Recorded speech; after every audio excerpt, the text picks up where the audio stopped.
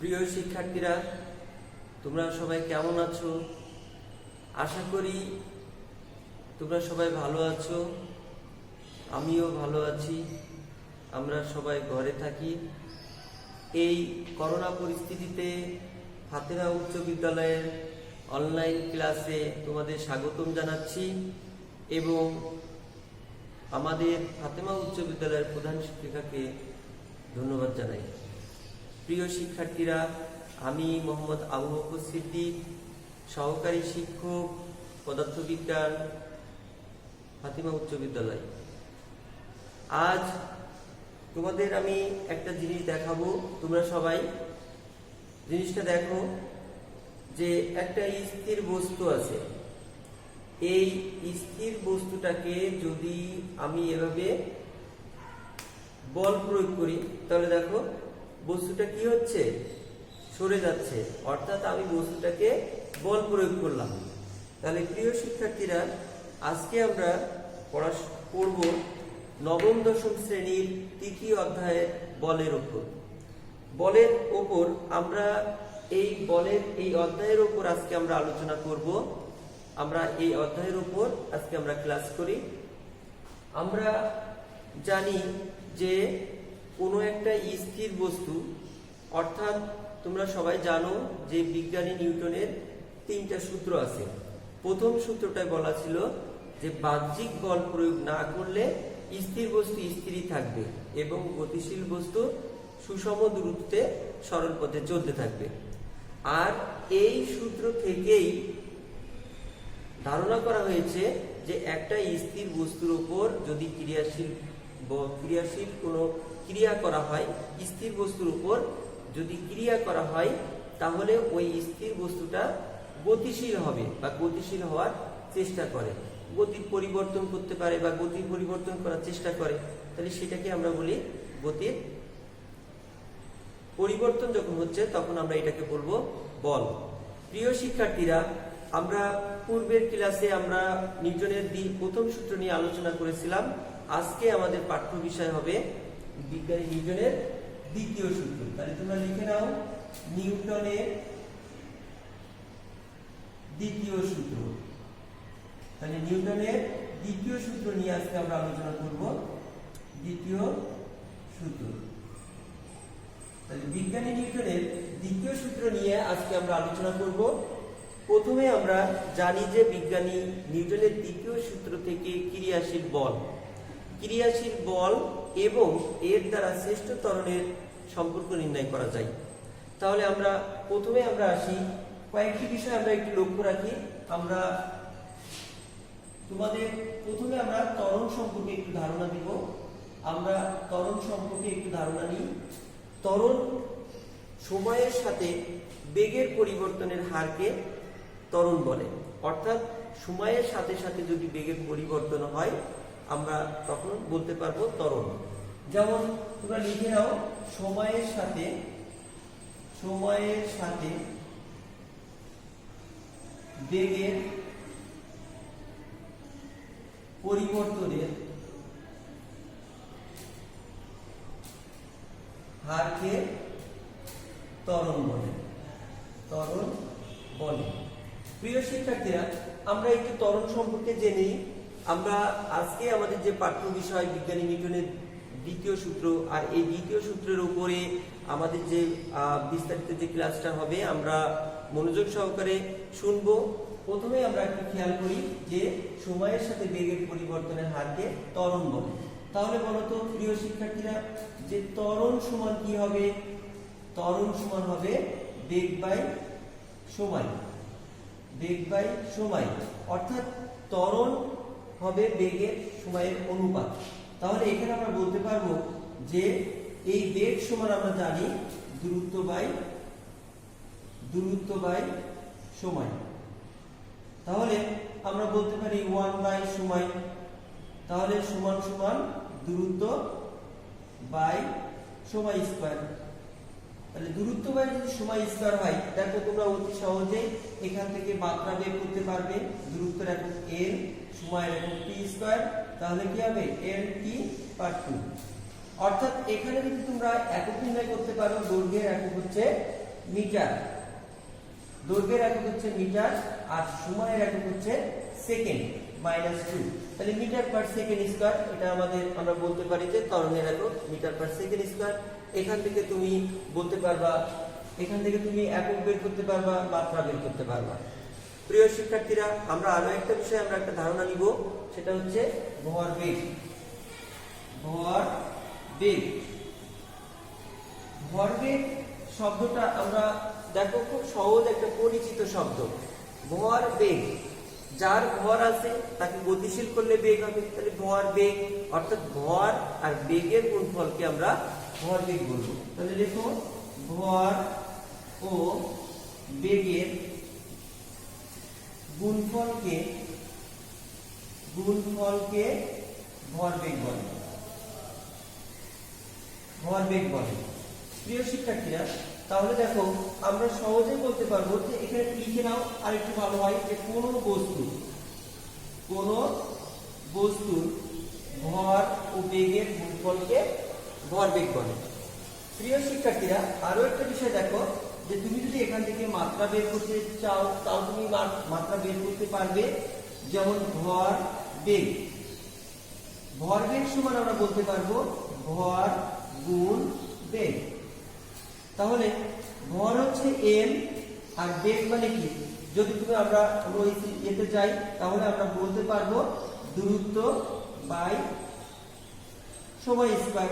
আমি একবারে এখানে আমি দিয়ে দিলাম দূরত্ব বাই সময় স্কয়ার, দূরত্ব বাই সময়। তাহলে দূরত্ব বাই সময়, বেগ সমান দূরত্ব বাই সময়। এবার তুমি মাত্রা বসাতে পারবে m গুণ দূরত্ব হচ্ছে l, সময় হচ্ছে t। তাহলে আমরা বলতে পারবো m এর t - 1, t - 1। এবার দেখো এখান থেকে আমরা একক বের করতে পারবো। ভরবেগের একক, ভরের একক হচ্ছে কেজি, দৈর্ঘ্যের একক হচ্ছে মিটার, সময়ের একক সেকেন্ড -1।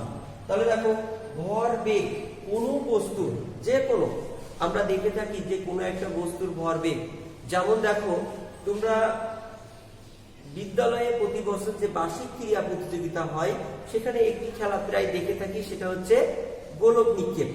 এই গোলকটা তোমরা দেখতে পারবে যে এই গোলকটাকে যখন নিক্ষেপ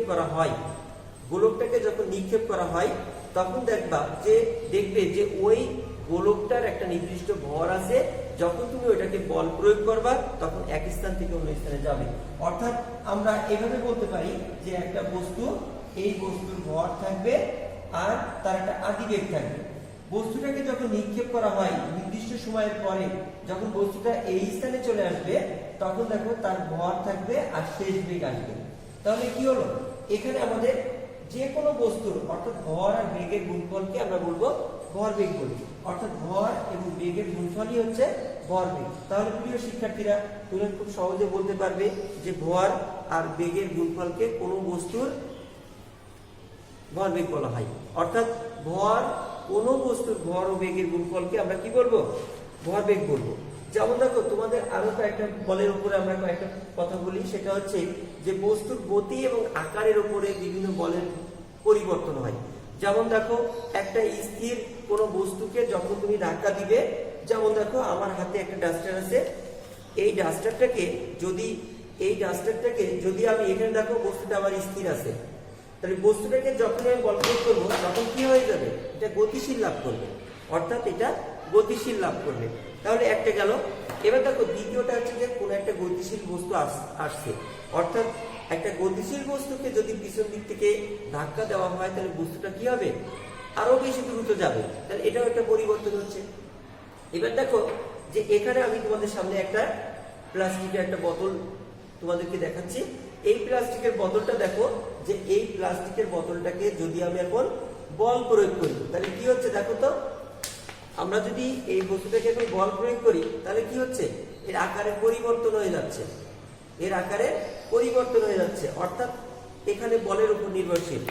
আবার আমরা জানি যে কোনো বস্তুর উপর, ক্রিয়াশীল বস্তুর উপর গতির দিক পরিবর্তন করতে পারে, আমরা এগুলো সম্পর্কে জানি। এবার আমরা এসো যে বিজ্ঞানী নিউটনের দ্বিতীয় সূত্র থেকে আমরা দুইটা বিষয় জানতে পেরেছি, সেটা হচ্ছে ক্রিয়াশীল ক্রিয়াশীল বল এবং এর দ্বারা সৃষ্ট ত্বরণ, এই দুইটা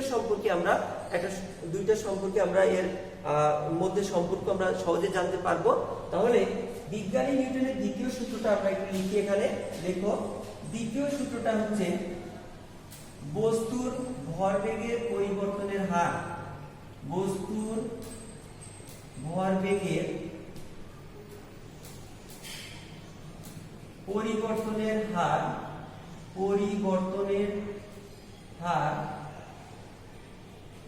প্রযুক্ত বলের সমানুপাতিক, প্রযুক্ত বলের সমানুপাতিক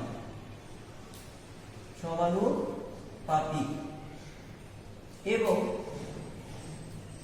বল যেদিকে ক্রিয়া করে, বল যেদিকে ক্রিয়া করে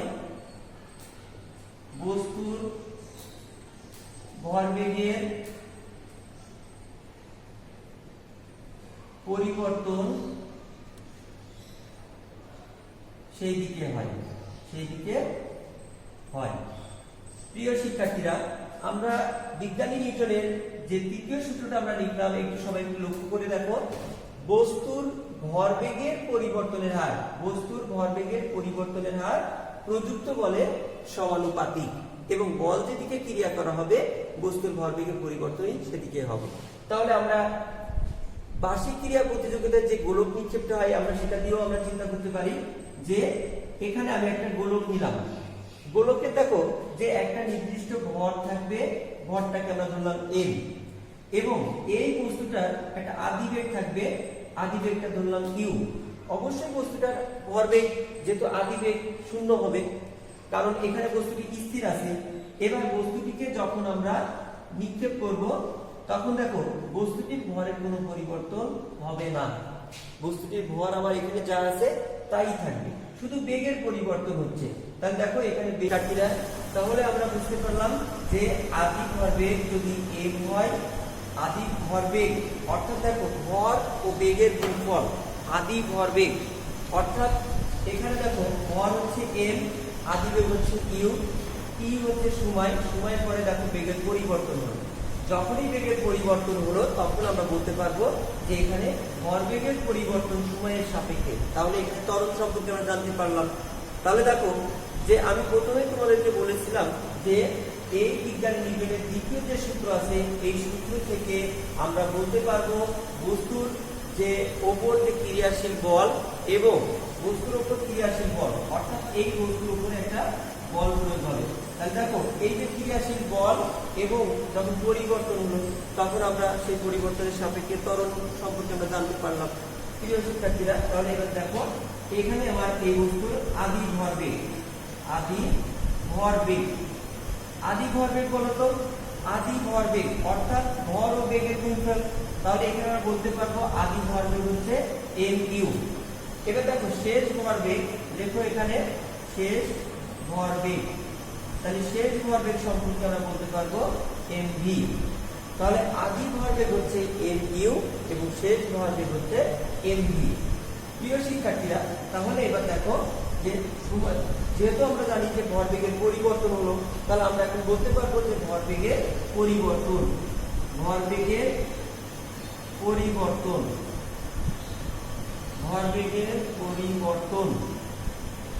পরিবর্তন হলো কি যে mv মাইনাস mu। এবার দেখো যে অতএব লেখো যে ভরবেগের পরিবর্তনের হার, তাহলে ভরবেগের পরিবর্তনের হার হচ্ছে mv minus mu by t। তাহলে দেখো পরিবর্তনের হার এখানে চলে আসবে। তাহলে দেখো তোমরা এখান থেকে m কমন নাও, m যদি আমি কমন নিই তাহলে v minus u by t। তাহলে দেখো যে আমরা এখানে লিখে নিতে পারি যে ত্বরণ সমান ভরবেগের পরিবর্তন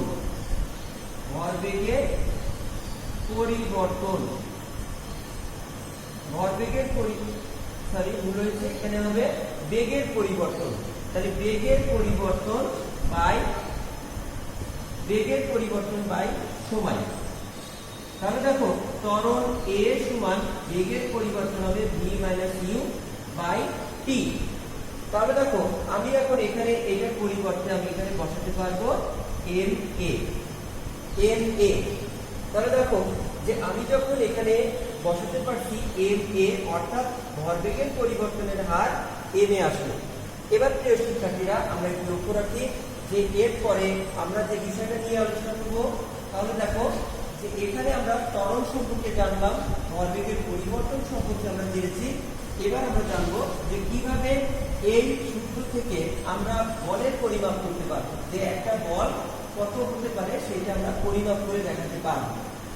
তাহলে এখন দেখো যে এখানে আমরা যে বিষয়টা লিখেছি একটু খেয়াল করে দেখো যে বস্তুর ভরবেগের পরিবর্তনের হার আমরা কি পেয়েছি, এখানে পরিবর্তনের হার। তাহলে দেখো পরিবর্তনের হার পেয়েছি।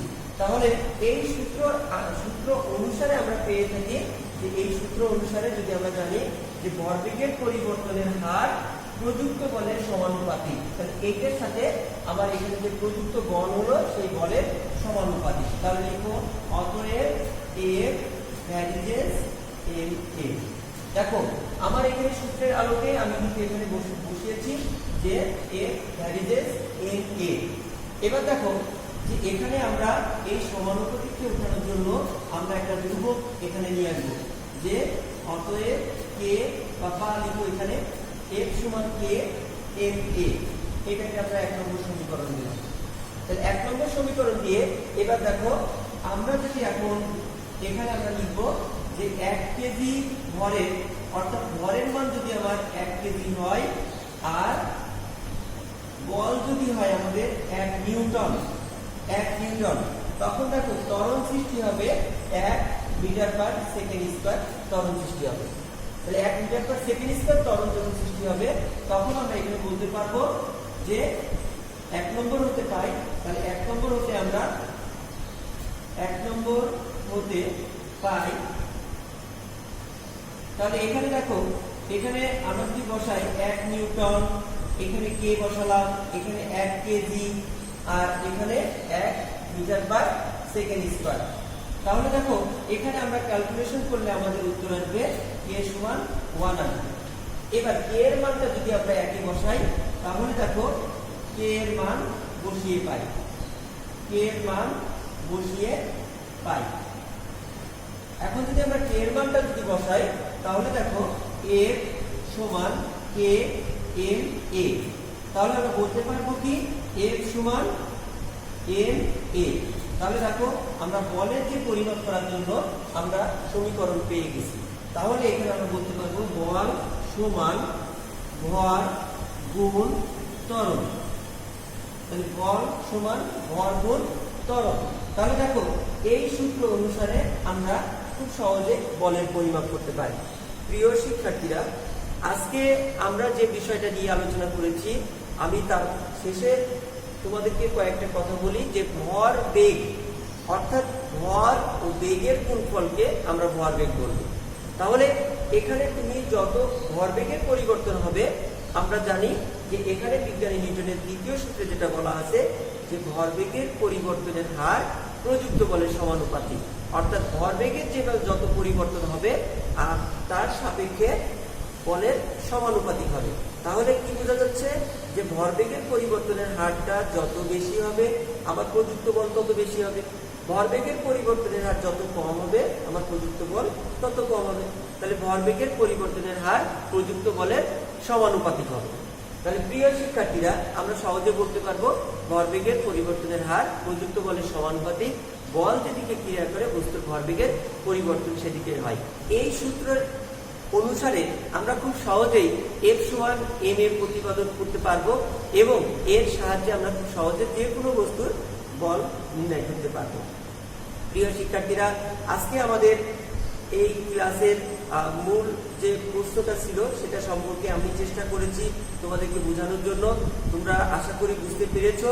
আমরা পরবর্তী ক্লাসের জন্য অবশ্যই আমরা পরবর্তী ক্লাসে অংশগ্রহণ করব। আমরা পরবর্তী ক্লাসে আমাদের আজকে আমাদের দ্বিতীয় অধ্যায়ের প্রথম পর্ব শেষ হলো, এরপরে দ্বিতীয় যে পার্ট থাকবে আমরা দ্বিতীয় পার্টের জন্য অবশ্যই আমরা অংশগ্রহণ করব। প্রিয় শিক্ষার্থীরা, তাহলে আজকে এই পর্যন্তই। আজকে এই অনলাইন ক্লাসে সকল শিক্ষার্থী বন্ধুদেরকে ধন্যবাদ জানিয়ে শেষ করছি। সকলকে ধন্যবাদ।